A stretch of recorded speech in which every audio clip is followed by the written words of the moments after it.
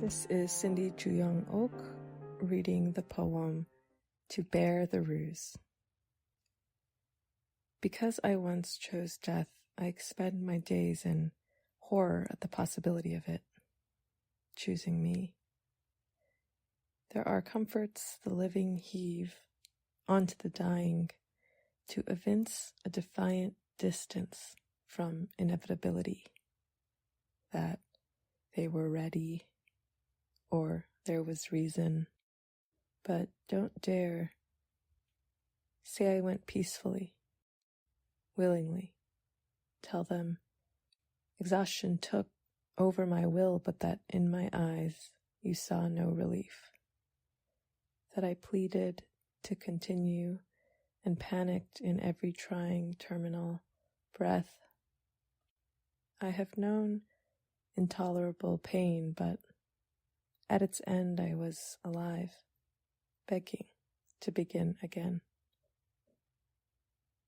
Make sure to explain that what I understood of love was childishly intense and usually disprovable, that I cried over a comma, confused every skyline for another, did not believe any verse could be blank.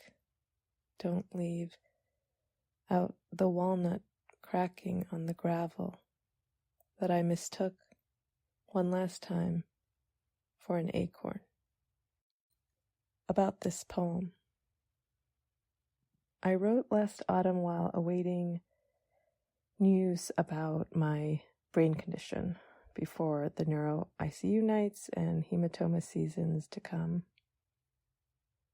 Beyond wanting not to die, I did not want to die and narratively merit what I once chose, or to die and be claimed accepting of death, instead of faintly panicked around it, as loving life requires of me. Painful as it is, none of my loved ones died wanting death, agreeing peacefully it was time, or feeling they were prepared. Any platitude convenient for the living deserves questioning on behalf of the dying and dead.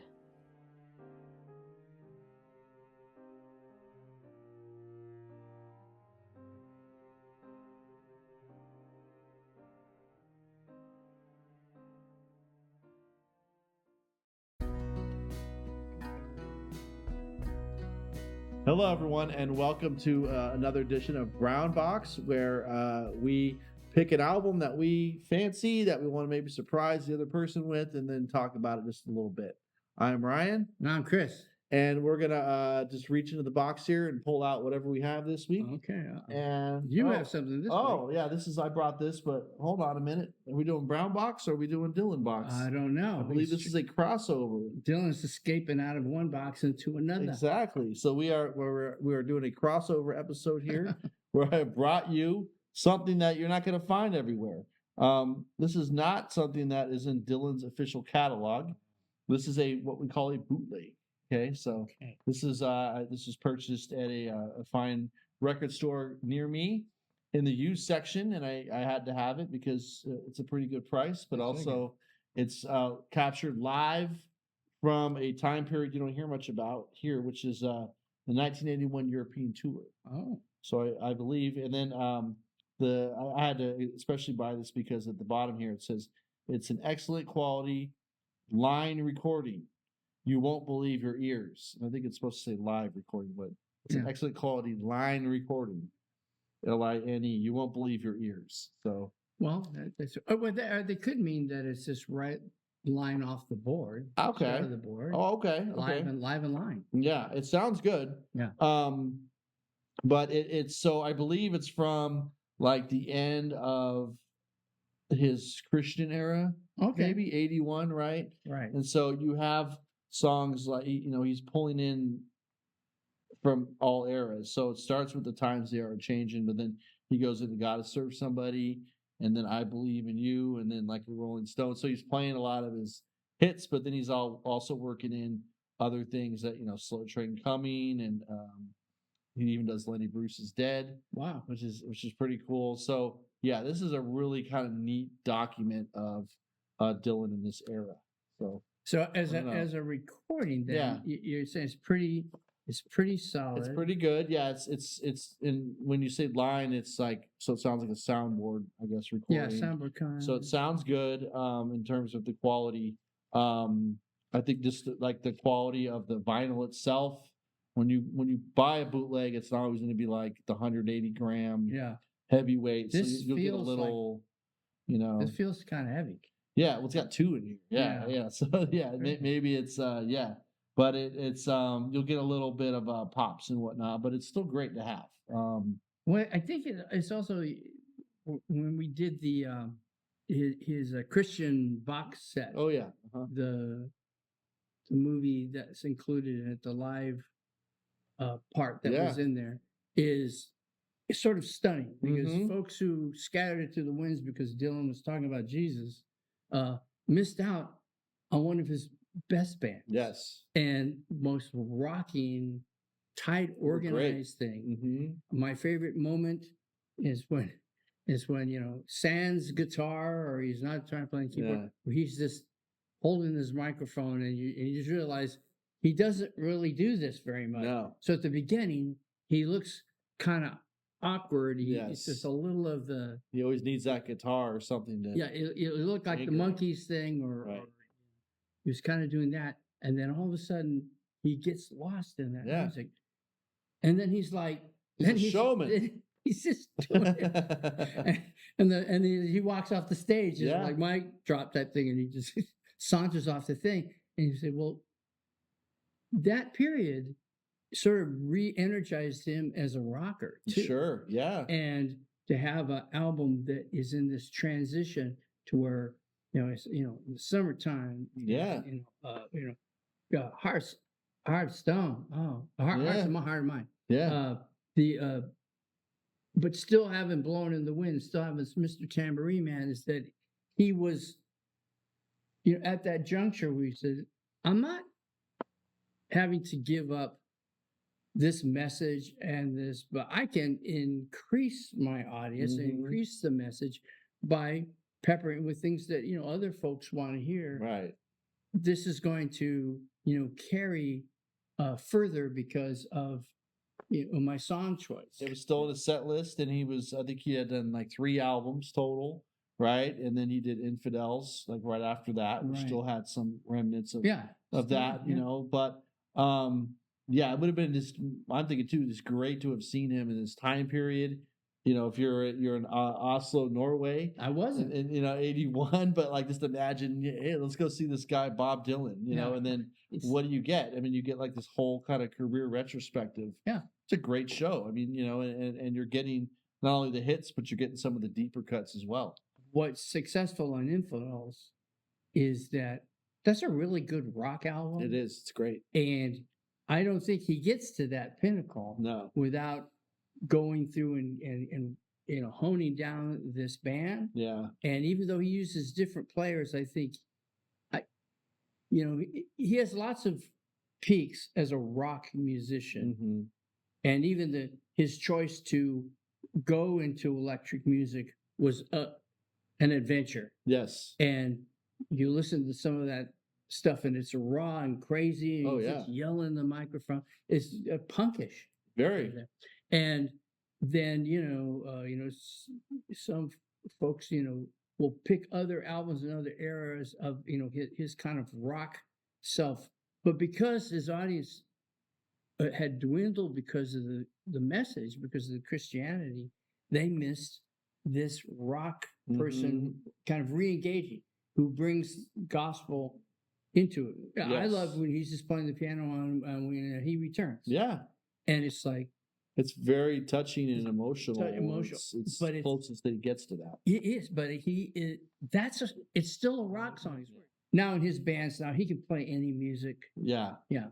And I think this is where he kind of started this, and like even before this, when we talked about Budokan, where he started tinkering with the arrangements of his songs, Right. which was, he figured out that I don't have to be the studio guy. His studio albums are completely a separate thing from his live acts, if you've Right. seen him before, right?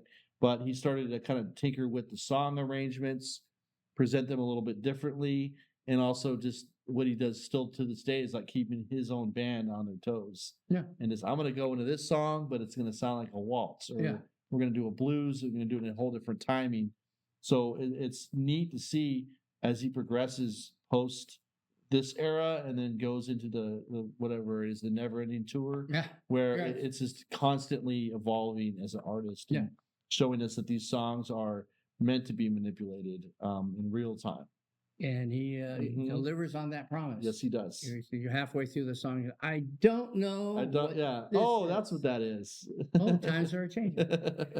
But this is a good time to celebrate this brown box edition here that Ryan brought live in Oslo. Bob Dylan. I can't give a thumbs up yet, but I'm gonna listen to it now because he, if you can find it, he forced it on. yeah. Oh, I'm sure it's on YouTube, but like there's a lot of resources online for you to find. Man. Dylan around this era, all of his live stuff to me is amazing. Man. It's just so good to listen to any of it. So I would recommend this one. okay. To anyone wanting to dive deep. Yeah. Well, I think that's all we have right now for Brown Box. We'll be back for another episode soon. I'm Ryan. I'm Chris. And we'll see you all soon.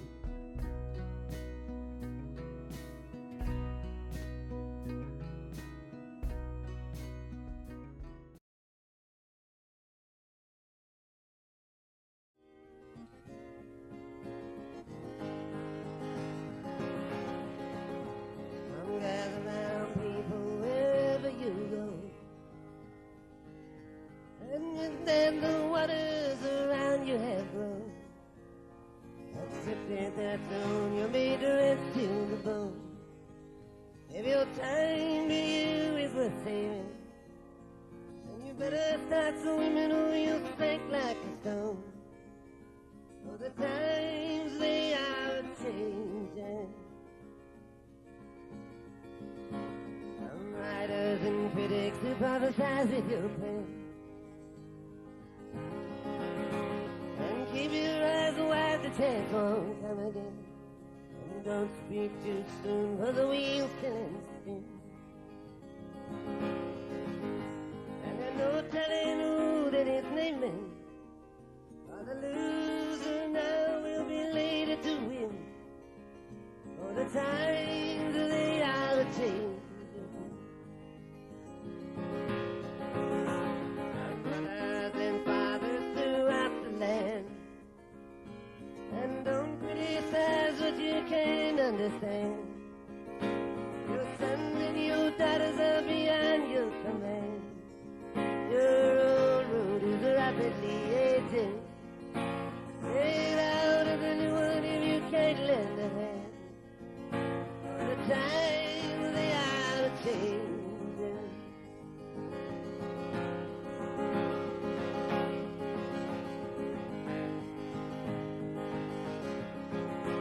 I'm tired of Congressman, please leave the town.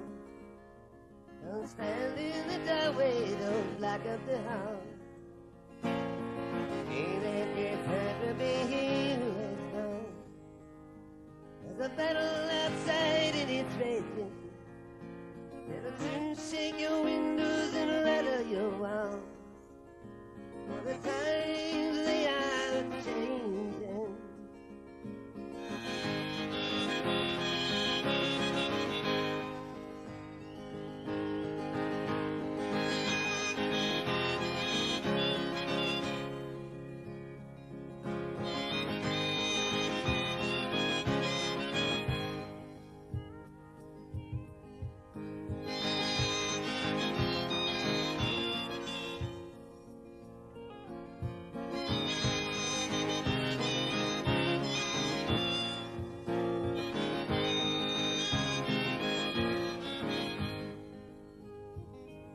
The line it is drawn and the curtain is cast.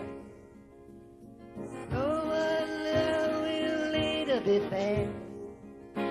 As the present love will later be past. The order is rapidly fading. And the first one love will later be last. For the times they are changing.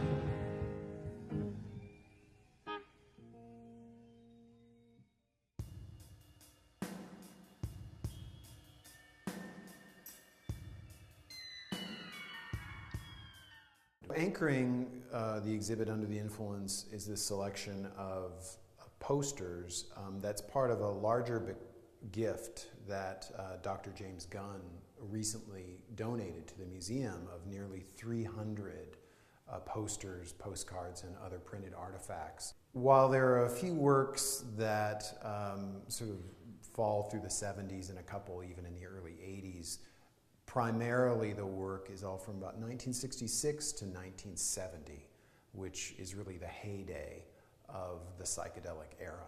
This, quiet, maybe the least exciting visually poster in the selection is, as an artifact, probably the most important. This is a poster by Rick Griffin for The Human Be-In, which was a free public event, a massive event in Golden Gate Park in January of 1967. And you can see on the bill Timothy Leary, Richard Alpert, Allen Ginsberg, Michael McClure, Gary Snyder. These are the major counterculture figures of the era. It was this, real gathering of the tribes, and really led to the Summer of Love that happened just a few months later. So what I've tried to do with this selection is pull out some of the most famous images. This one may be the most famous poster of them all. This is a Grateful Dead poster from 1966 by Mouse Studios, which was a collaboration between Stanley Miller, aka Stanley Mouse or Mouse, and Alton Kelly. This poster is so iconic because the Grateful Dead loved it and they adopted it as one of their major marketing images. They put it on posters, T-shirts, and had these two artists actually do a number of their more famous record covers in the 1970s. This is one of my favorite of the classic psychedelic artists, Victor Moscoso.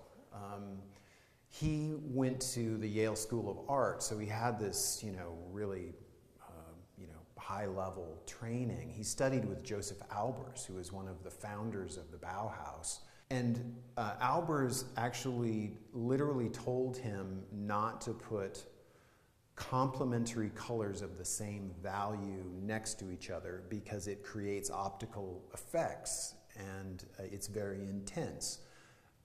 And sort of enacting the hope I die before I get old ethos of the age, that's exactly what he did. That's all he did for the next 10 years. And you see it here, this wonderful psychedelic, Austin Powers effect going on, superimposed on this nude figure. And it's the Doors, so how can you go wrong? This poster is from 1966, so a fairly early poster. It's by Wes Wilson, who basically invented the kind of melting bubble font, the lava lamp lettering. And here he's sort of turning the letters more into kind of like flame. What's really extraordinary about this poster and many of the other posters that we see in the collection is that the value here is not placed on legibility, right? They actually competed with one another to see how difficult to read they could make a poster. What they wanted for you to do was see this intense thing, cross the street, and spend 20 minutes trying to figure out what it said. Psychedelic art, it's about when that underlying reality gets exposed. So in this work by John Summers, a legendary Albuquerque printmaker and teacher, I think you get a real sense of that, where it's almost as if the light that's trapped within matter starts to emerge out of these sticks and twigs and rocks and just kind of dead plant matter. We start to see that everything's alive, everything truly is infused with energy, and it's just transiting from one state to another.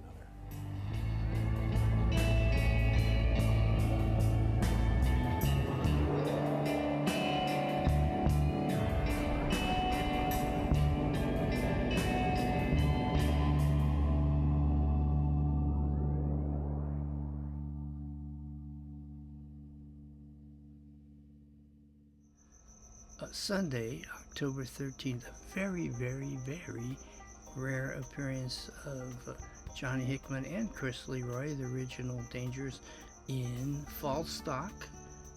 It's a show with Hickman, Leroy, the Dangers, High 70s Gold Band.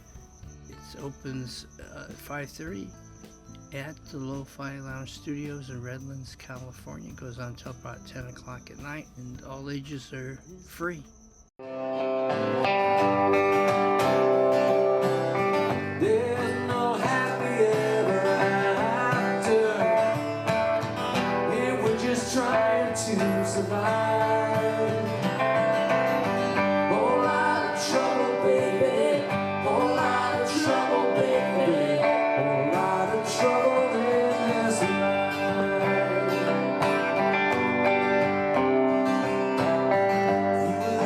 You can have your money, but that don't guarantee you right. Whole lot of trouble, baby. Whole lot of trouble, baby. Whole lot of trouble in this life. And the morning sun comes up, and the evening sun goes down. That I could look alive, everyone's dying in this cold, hard town. Some folks think of starting over.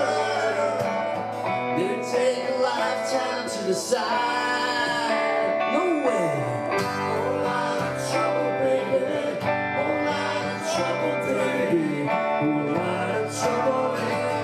Whole lot of trouble, baby. Whole lot of trouble, baby. Whole lot of trouble in this life.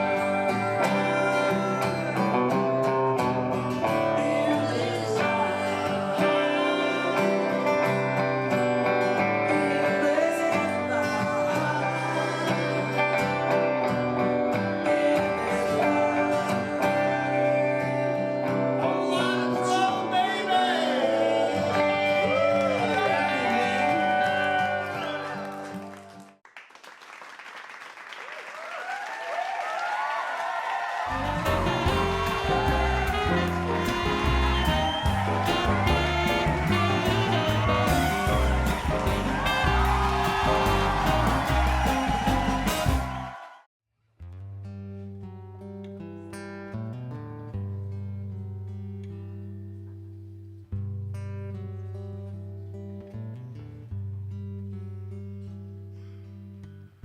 Three days of driving in the hot Texas wind. I'm wishing I could shed my own damn skin.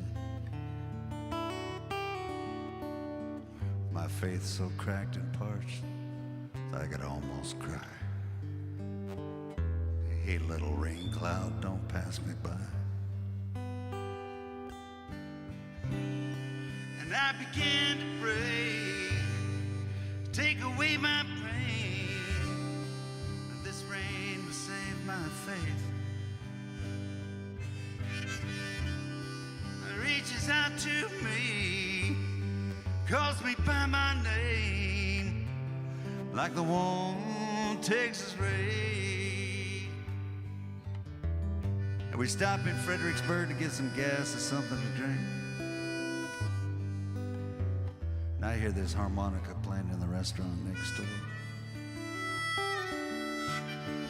So I pulled my one-ton pickup with the rusted door over the side, and I just walked on in. Seems like his life and mine are just about the same. And I began to pray, take away my pain. Now this rain will save my faith. It reaches out to me, calls me by my name, like the warm Texas rain.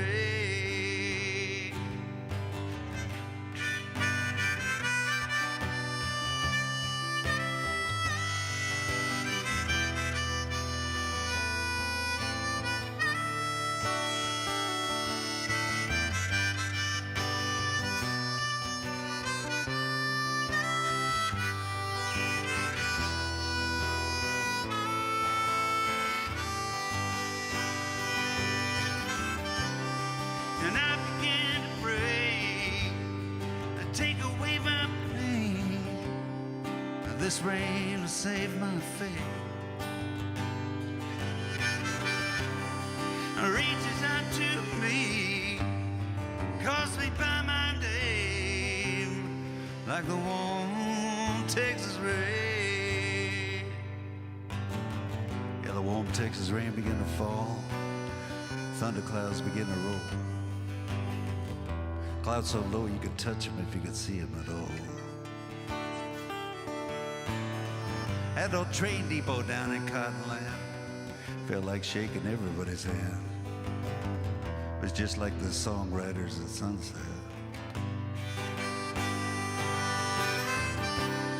And I thank my God, and I began to pray. This rain will save my faith.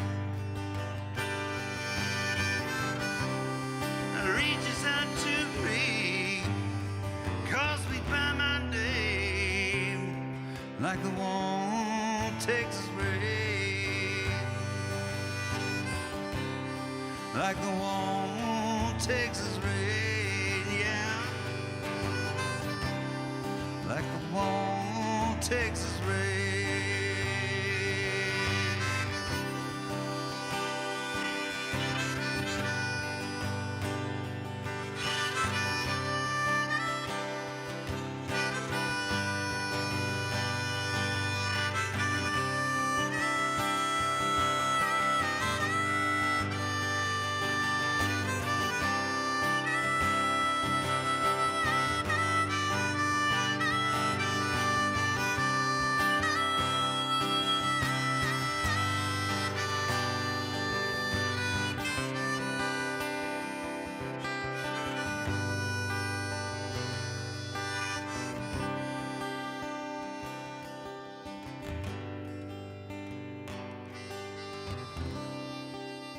Thank you, Lord.